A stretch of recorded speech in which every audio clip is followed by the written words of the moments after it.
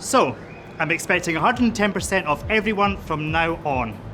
We're on target to come out on top, so no sickies, no showing up late. This is our busiest few weeks coming up, and I'm counting on all of you, especially the duty managers. Got that? Yeah? Okay. Open the doors. Game on.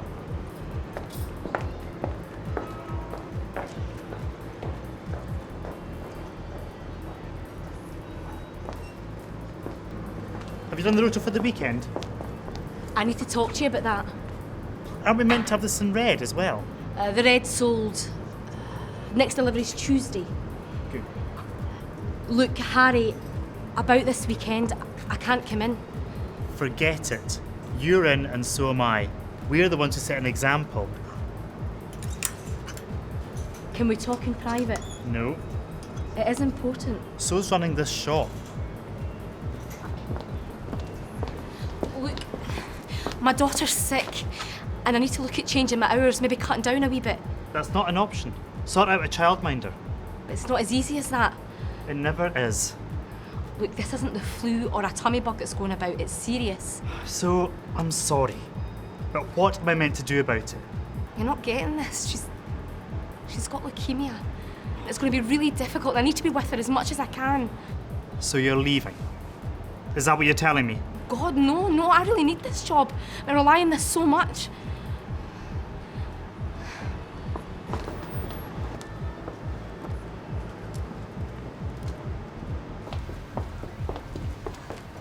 So, what are you saying? I'm just asking you to be flexible about my hours. Jenny, don't do this to me. I rely on you to keep that place afloat. I'm covering 5 other shops at the moment and you expect me to let you disappear as and when you feel like it. It'd be a bloody disaster. I need you here for late night openings and I need you for weekends. My daughter is 4 years old. And she's in the hospital and she needs her mum. And I need this like I need a hole in the head. I'm sorry I told you anything about this. I thought you would understand.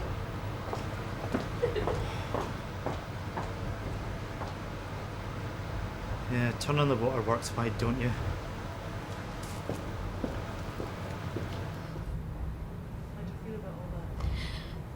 I don't know what to do. I mean, I've used up all my holidays. I didn't want to say any of this, but I mean, I suppose I knew it'd react like this. And I can't afford to lose this job. But I mean, I've been a really loyal employee for the 5 years for this company, and I don't think it would hurt their profits to show a bit of understanding, just this once.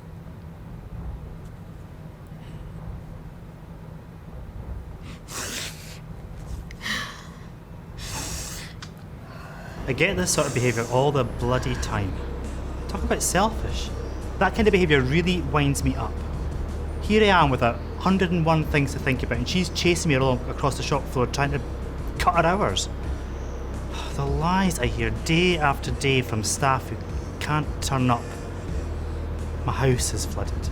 My kid's contagious. I've got a really sore throat.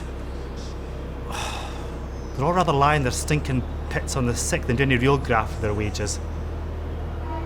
And of course everybody's granny's pegged it the morning after the Christmas night out. But Jenny's not usually like that. She's always been the reliable type. If I start doing that one a favour and they'll all be at it. No. Nope. Can't risk it. My way or the highway. Works every time.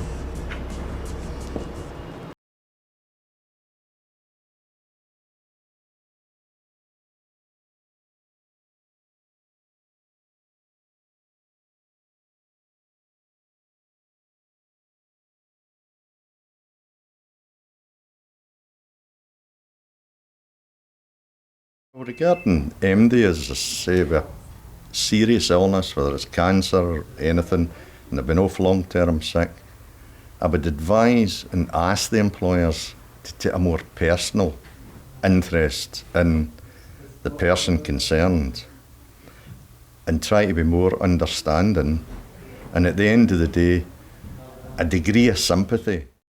Well, I think it's about feeling valued, isn't it? And the trust from your employer, for your employer to ask me, and still be very much thinking about what was appropriate for me and what my feelings were. Really mattered a lot at that time. And they were really good and really supportive in that way. It's beneficial to both parties. If you've got a good employee and you've got a good employer, it can work. There's always a way of making it work, always. So it's up to, but I mean, we're saying about the employers, but the employees go to have a wee bit elasticity as well and be a bit understanding. It's not all one-sided.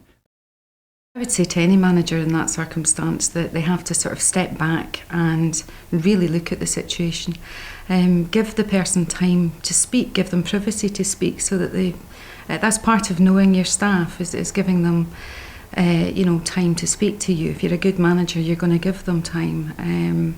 So I would advise them to do that, sit and listen and apply the rules that I talked about with respect of anybody could be in that situation. How would you feel if you were in that situation? And it's not about necessarily being a hard manager. That doesn't necessarily make you a good manager. You want that person back. How valued is that person?